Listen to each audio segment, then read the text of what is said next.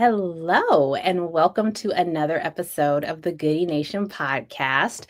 So excited to be joined by, and this is actually my favorite type of guest, a guest who is recommended to us by a member of the team. Like when it's like, oh my goodness, if you haven't talked to this person yet, they need to come be on the podcast. And so, very excited that this is one of those people. So, hi, Britt. Thank you for coming on the show today.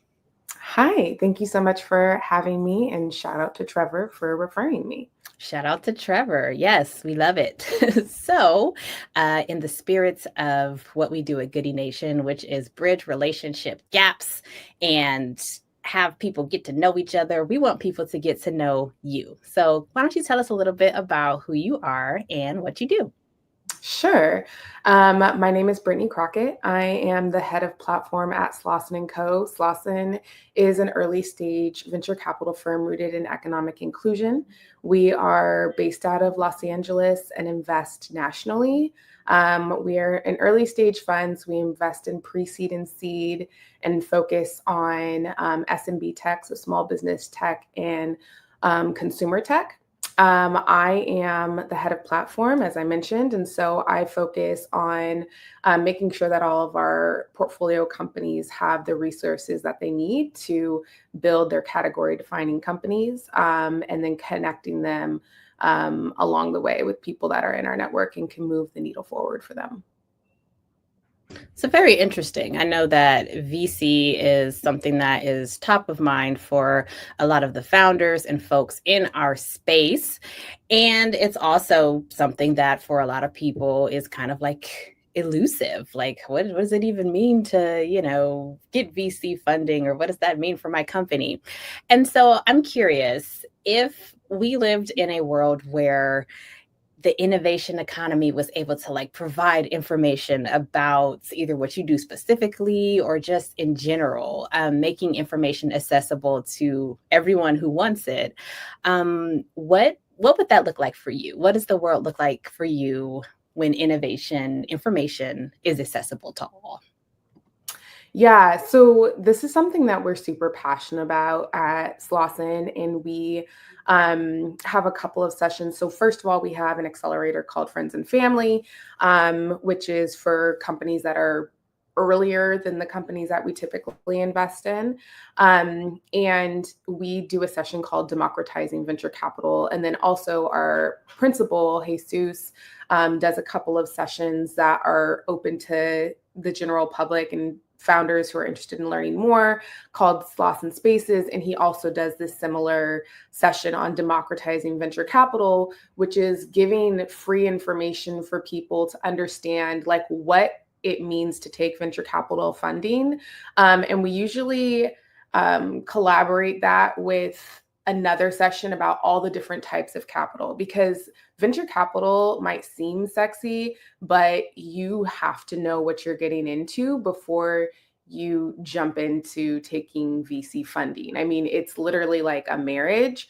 And I think like the expectations of growing fast, et cetera, like you have to fully wrap your mind around what those expectations are and be aligned before you jump in head first. And so I think we do a really good job at Slauson about just, making sure that that information is available. And not only is that information available, but also sharing about what alternative options are. Yeah, I think that's really good. I think that having people know about different funding sources or potential funding sources is incredibly important. And I think that what you all are doing is providing a really actionable step in helping people to do that. And I guess speaking of things that could happen, in your opinion, what is one thing that we could start doing today as an innovation economy to help provide more opportunities for underrepresented founders? Yeah, well, I guess like thinking with a VC hat on, I would change who gets to make the decisions about where early money goes. So right now, too often funding follows like very similar patterns. And if we changed who's actually sitting at those tables, the investors, the grant makers, the people handing out first checks, then we'd instantly see a broader, richer set of ideas take off. And it's not about charity and it's not concessionary. It's just about like seeing the value that's already there and finally investing in it. Yeah, that's very cool.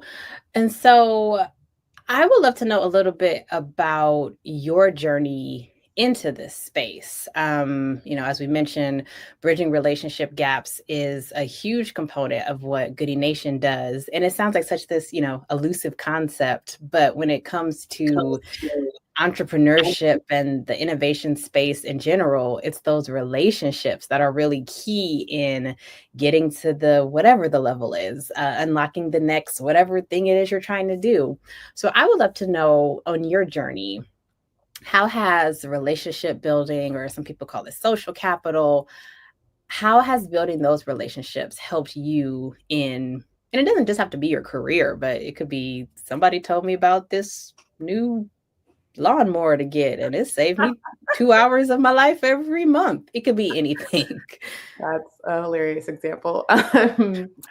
Yeah. So honestly, social capital has probably been just as important, if not more important, than financial capital for me. So every step forward in my personal journey has come from someone who believed in me, introduced me, vouched for me when I wasn't in the room.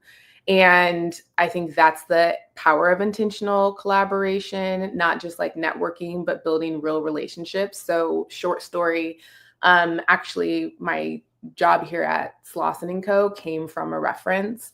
I was working for a startup called Fourth Movement. The CEO of that company connected with me at some point in our journey when the company wasn't doing so hot. And he was like, I have some friends that are starting a venture capital firm. And I worked my butt off at that company, I will say. But I didn't know that he recognized how hard I was working. And then he approached me with this opportunity, and I was very transparent in that I had very little knowledge about what venture capital was. And he was like, you figured this out, you'll figure that out. And 4 years later, I've been with Slauson Co. And we built a venture capital firm. And that was really just about somebody who saw my potential, believed in me, built a relationship with, and then he essentially set me up with what I think will be, one of the best jobs of my life, and have really changed my trajectory. So I guess as we look to the future, the people and the ecosystems that understand how to invest in relationships and not just resumes are going to be the ones who drive the next wave of innovation. That was a bar. Investing in relationships and not just resumes. I'm sure that resonates with a lot of people listening right now, given just what the current socio-political economic climate is looking right now. Yeah. Sometimes it's harder to try to take those nuanced approaches to finding the right people to work for you, to finding your next opportunity. And so, yes, I hope more people start doing that. And speaking of which, to close this conversation, I mean, yes, this is a fascinating time in general for so many things, and the innovation economy is not immune to some of the things that are going on in our current climate. But instead of just dwelling on that, I would love to know if you could imagine, for it could just be the rest of this year, what this space could look like if we all start tapping into these things that you were talking about, investing in relationships and not resumes. Even, you saying like, I didn't know about VC at first, but I knew I could work hard. So I did this thing I didn't have experience with, and like, look at me now. Just, we want to put some good vibes into the universe for the rest of the year. So if you could imagine the perfect looking innovation economy right now, what would that look like for you? Yeah, I mean, I guess it would look like a world where like your zip code and your background or who you know doesn't determine your shot at building something incredible or category defining, and where resources are truly within reach for everyone, no matter where you grew up, and where the people creating solutions actually reflect the communities that they're trying to serve.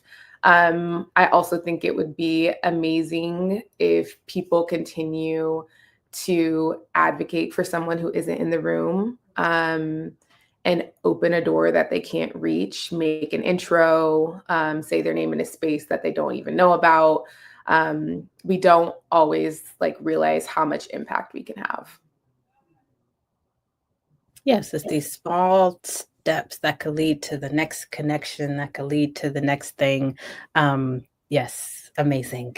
And so, I guess speaking of which, in a way, if folks wanted to connect with you or know more about what it is that you're up to, learn about your thought leadership, what's the best way for them to be able to do that? Yeah, I think folks can either follow me on Instagram at bcallicurl, or they can follow me on LinkedIn. Fantastic. Well, folks, yes. Can we start investing in relationships and not just the resumes? That's I think it's probably going to end up being the title. Spoiler alert. I I guess love by the it. time this is out, it won't be a spoiler. But beautiful, beautiful stuff. Thank you so much for coming to chat with us today on the Goodie Nation podcast. And for everyone listening, yes, small little things, but we can reimagine a whole ecosystem, just taking small steps. So until the next time. Thanks for having